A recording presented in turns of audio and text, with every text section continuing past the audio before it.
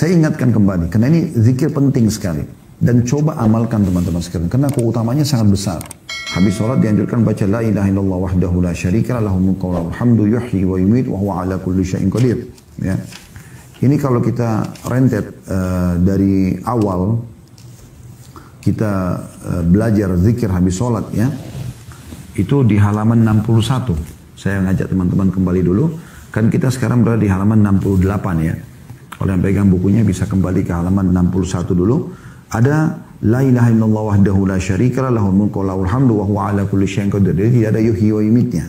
Dan itu cuma dibaca sekali di sini ya. Tapi ada sambungan Allahumma la mani' lima a'taita wa la mu'ti lima mana'ta wa la yanfa'u dzal jaddi minkal jadd. Ini sudah panjang lebar kita jelaskan ya. Kemudian diulangi lagi la ilaha illallah di halaman 62-nya, zikir yang lainnya juga la ilaha illallah wahdahu la syarika lahul mulku wa lahul hamdu wa huwa ala kulli syai'in qadir. Ya. Ini juga sama diulangi lagi tapi tidak ada yuhyi wa yumitnya ya. Kemudian juga kita dianjurkan baca subhanallah alhamdulillah Allah akbar masing-masing 33 kali. 100-nya kita baca la ilaha illallah wahdahu la syarikalah lahul mulku wa lahul hamdu wa huwa ala kulli syai'in qadir. Tapi tidak ada yuhyi wa yumitnya. Dan sempat saya bacakan waktu itu ada keutamaan membaca zikir la ilaha illallah wahdahu la syarikalah ini ya. Saya ingatkan kembali karena ini zikir penting sekali dan coba amalkan teman-teman sekalian karena keutamanya sangat besar. Ini sudah saya bacakan pada pertemuan yang lalu di awal kita bahas zikir habis sholat ya. Tapi saya sendiri merasa nggak ada ruginya kita mengulanginya. Mungkin mengingatkan kita kembali kalau kita belum amalkan. Atau kalau kita sudah amalkan kita dapat keutamaan majelis ilmunya ya. Perhatikan saya ambil dari buku Sahih Targhib wa Tarhib ya. Tulis oleh Mundir dan ditelusuri hadisnya oleh Syekh Albani. Yaitu hadits Abu Dzar radhiyallahu anhu.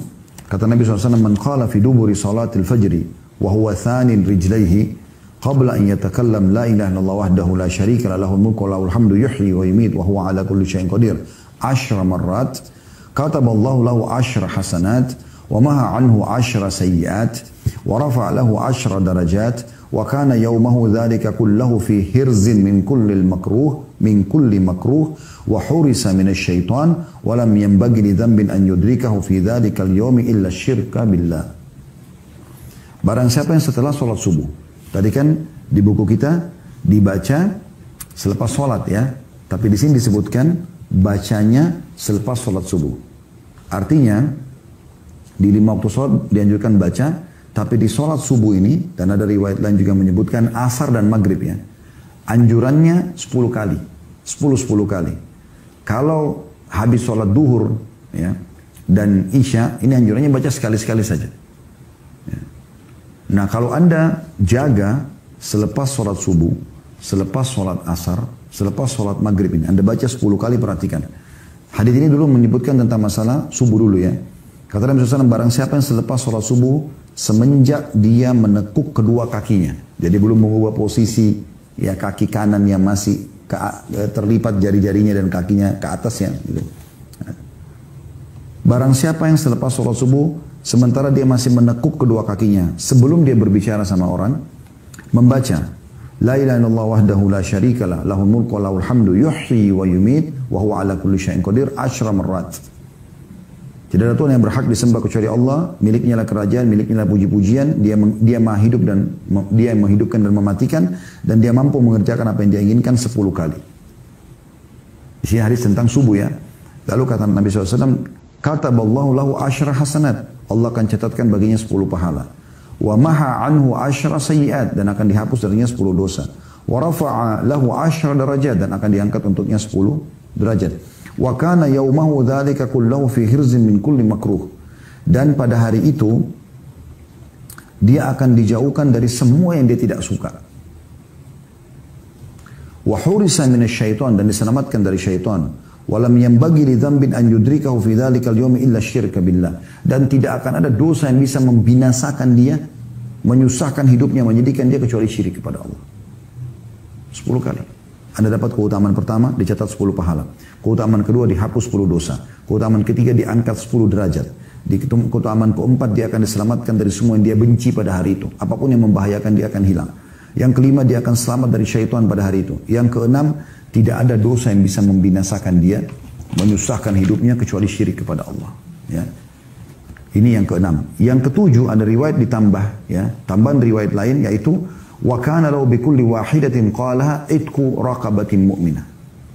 Dan setiap satu kali dia ucapkan, dia mendapatkan seperti membebaskan satu orang hamba sahaya. Kan disuruh baca 10. Berarti dia dapat keutamaan seperti bebasin 10 orang budak.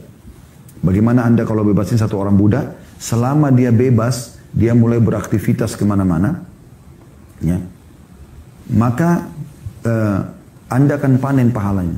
Karena Anda yang bebasin dia kan. Kasus Bilal dibebaskan oleh Abu Bakar dan Abu Bakar panen semua pahala Bilal.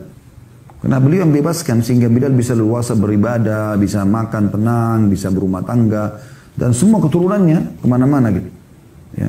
Karena semuanya jadi bebas karena kasus pembebasan. Makanya pahalanya sangat besar gitu. Nah kita kalau baca ini teman-teman, la ilaha illallah wahdahu la syarika lah, lahul mulku wa lahul hamdu yuhyi wa yumiit wa huwa ala kulli syai'in qadir. Selepas subuh 10 kali dicatat baginya 10 pahala, dihapus darinya 10 dosa, ya, diangkat 10 derajat, dihilangkan dari semua yang dia benci pada hari itu. Tidak ada yang bisa menimpa masalah buat dia. Kemudian diselamatkan dari syaitan. Itu sudah 5. Yang keenam, dia tidak akan pernah binasa, ya, dari dosa apapun kecuali syirik. Yang ketujuh, ya, maaf ini yang, ya, diberikan catatan 10 pahala, dihapuskan 10 dosa, diangkat 10 derajat, diselamatkan dari semua yang dia benci, diselamatkan dari syaitan, dan dia tidak akan binasa kecuali, ya, dosa syirik. Yang ketujuh, dan dia akan mendapatkan setiap satu kali ucapan sama pahalanya bebasin satu budak. Berarti kalau 10 orang budak, itu sudah 7 keutamaan. Dalam riwayat An-Nasai, tadi kan itu riwayat Abi Dzar, ya, radhiyallahu anhu. Sekarang kalau dalam riwayat Mu'adz bin Jabal radhiyallahu anhu berbunyi, "Wa man qalahunna hina yansarifu min salatil 'ashri utiya mithla dzalika fi lailatihi." Dan barang siapa yang mengucapkannya ketika selesai sholat asar, maka dia diberi seperti itu pada malamnya. Barang siapa yang mengucapkannya ketika selesai sholat asar, maka dia diberi seperti itu pada malamnya. Jadi cari, kan subuh kan? Saya sudah bilang tadi, di asar juga. Jadi siapa yang baca ini? La ilaha illallah wahdahu la syarika lah, lahul mulku wa lahul hamdu yuhyi wa yumiit wa huwa ala kulli syai'in qadir. Tapi ingat, sebelum mengubah posisi duduk kaki ya, 10 kali subuh, 10 kali asar di sini, ya. Maka sama, diberikan 7 keutamaan tadi. Dicatatkan baginya 10 pahala, dihapuskan darinya 10 dosa, diangkat 10 derajat, diselamatkan dari semua yang dia benci pada hari itu, diselamatkan dari syaitan, diselamatkan dari apapun dosa yang bisa membinasakan dia kecuali syirik kepada Allah. Dan yang ketujuh, seperti dia setiap satu kali ucapan, ini kan 10 kali, mendapatkan pembebasan satu orang budak. Berarti 10 kali sama dengan 10 budak. Nah di sholat asar juga sama tadi disebutkan, jadi lakukan sama sebelum mengubah posisi kaki, ya.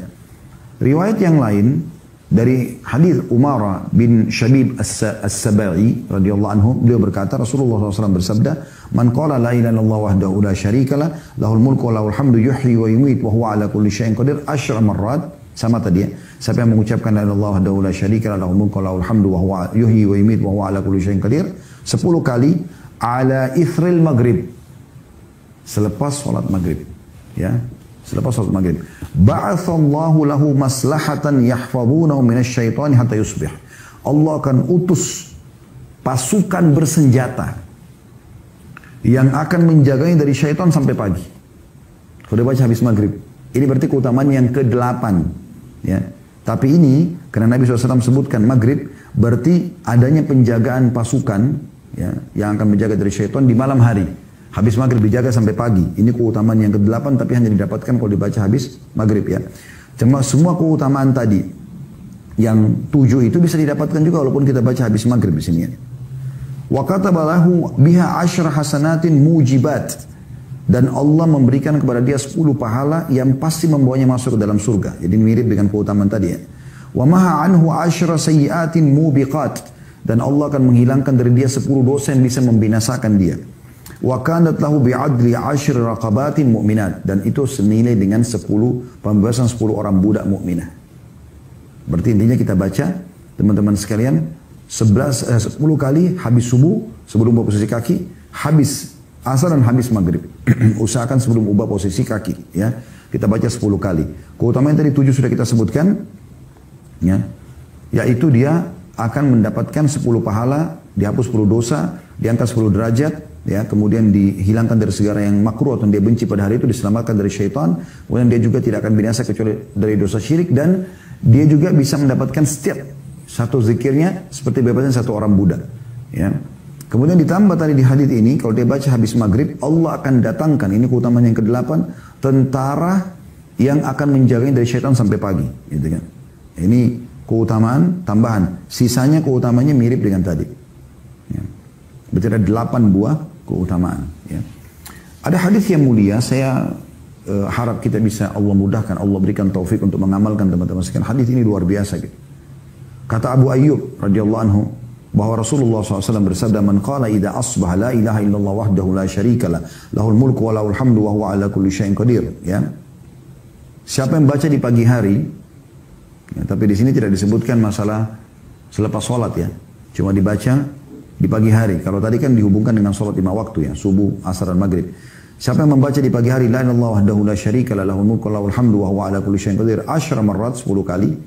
Ya. Kataballahu lahu bihinna 10 hasanat, Allah akan catatkan baginya 10 pahala, wa maha bihinna 10 sayyi'at, dan Allah akan hapus 10 dosa, wa rafa'a lahu bihinna 10 derajat, dan Allah akan angkat 10 derajat, wa kunna lahu idla itaqati 4 riqab, dan dia setara dengan bebasin 4 orang budak, wa kunna lahu harasan min hatta yumsi, dan akan menjadi tameng penolong bagi dia dari syaitan sampai sore hari. Wa man qalahunna idza shallal maghriba dubura salati famithlu dzalika hatta yusbih. Dan siapa yang mengucapkannya selepas salat maghrib, maka dia akan dapatkan keutamaan yang sama gitu, ya. Dalam riwayat lain, wa kunna lahu idla 10 riqab, dan itu akan setara dengan 10 membebaskan 10 orang budak, ya. Kemudian dalam hadis yang lain, ya, kata Nabi SAW, man qala, ini hadis Mu'adz bin Jabal radhiyallahu anhu, kata Nabi SAW, man qala hina yansarifa min salatil ghadat, siapa yang mengucapkan selepas salat subuh, la ilaha illallah wahdahu la syarikalah, lahul mulku wa lahul hamdu biyadihil khair wa huwa ala kulli syai'in qadir, 10 marrat. Jadi perhatikan beda lafadznya ya. Siapa yang mengucapkan selepas salat subuh, la ilaha illallah wahdahu la syarikalah, lahul mulku wa lahul hamd, sampai sini berhenti dulu. Tadi kan yuhyi wa yumiit, kalau ini tidak ada yuhyi wa yumiitnya. Langsung biyadihil khair. Di tempat yuhyi wa yumiit diganti biyadihil khair wa huwa ala kulli syai'in qadir.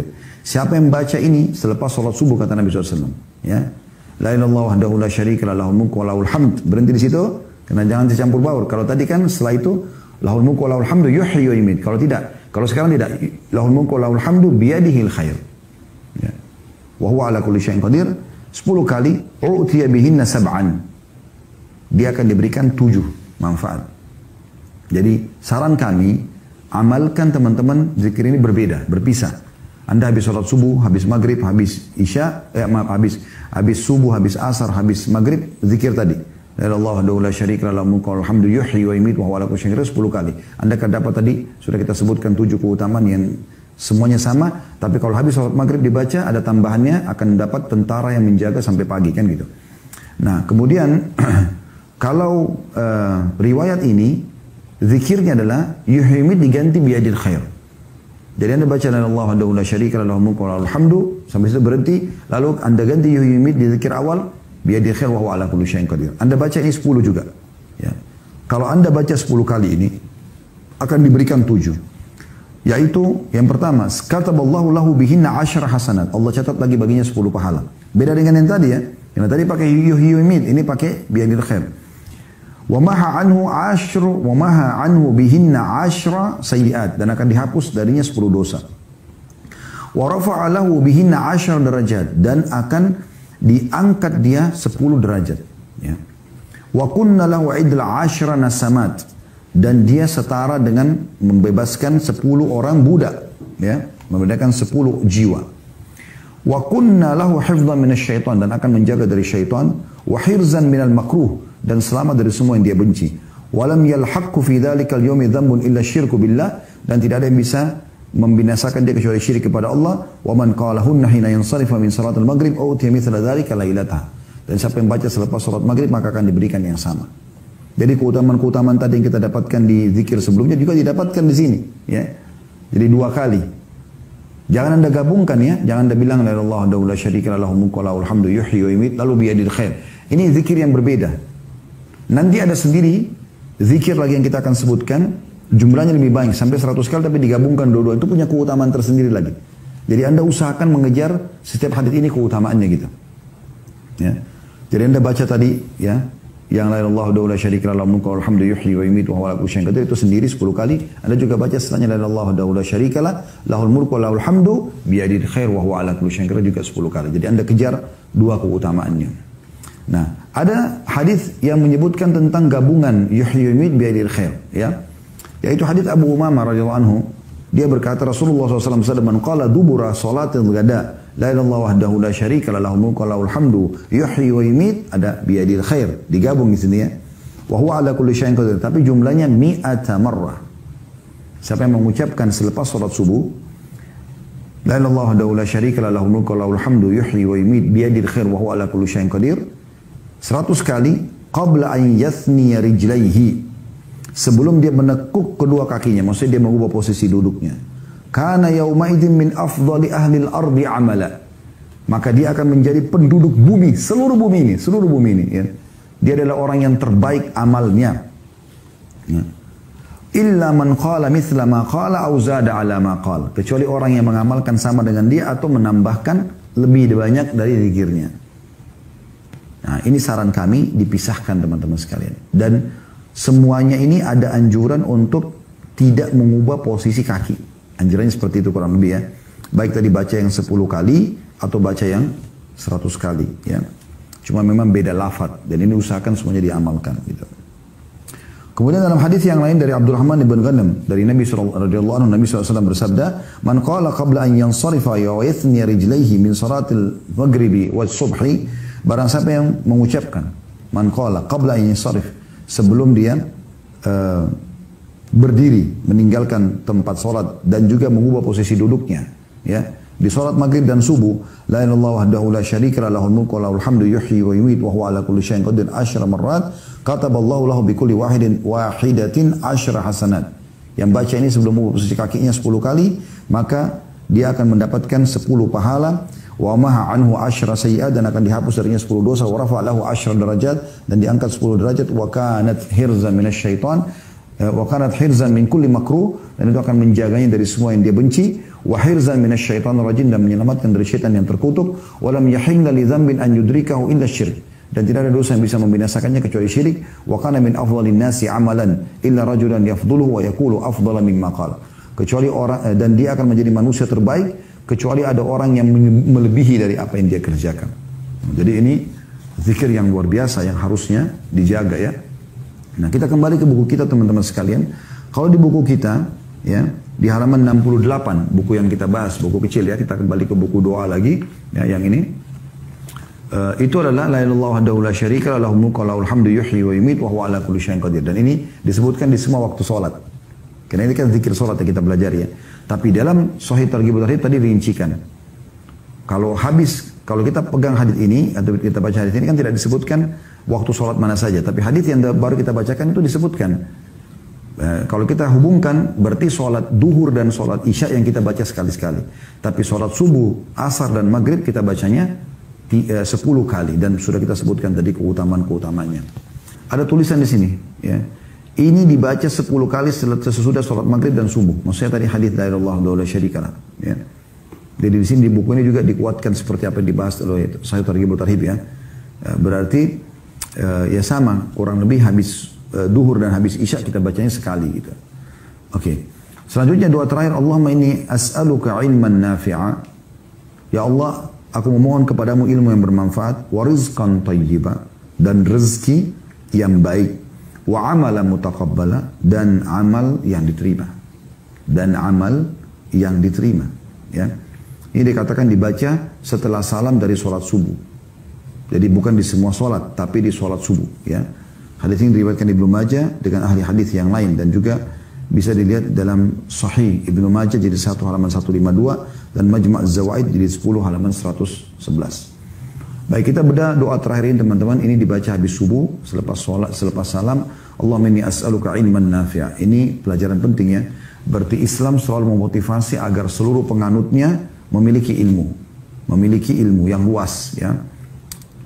Ya, dan ilmu yang benar sesuai dengan Al-Quran dan Sunnah. Dan ini ada motivasi khusus. Bagaimana di awal kita mau memulai aktivitas kita di pagi hari, kita dianjurkan minta ilmu yang bermanfaat. Ilmu yang bermanfaat ya. Kemudian warizqan thayyiba, Wa rizqan thayyiba artinya rezeki yang baik. Rezeki yang baik. Ya. Di sini maksudnya rezeki yang baik adalah rezeki yang halal dan membawa manfaat. Anda bisa lihat di situ terjemahannya ya. Rezeki yang baik dalam kurung halal dan membawa manfaat. Karena bisa saja orang cari dari sumber yang haram, kalau dia makan ini jadi masalah buat dia, ya.